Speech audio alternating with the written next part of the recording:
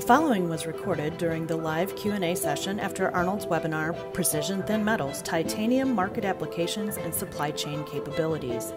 You can find the link to the full presentation, including more in-depth Q&A, in the video description below.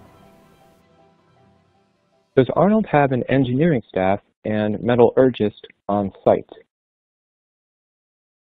Yeah, I'm glad to hear this. This is an important question. We do have a full engineering staff, including a metallurgy department on site at the PTM facility every day.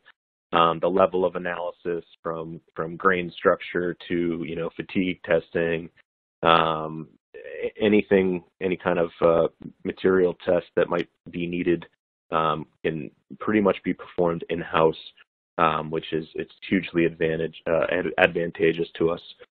Again, that's supported by a full engineering staff. So even from a basic quoting standpoint, those RFQs are being considered by an engineering staff who's very knowledgeable about the materials and processes, and something that we certainly consider a strength of ours.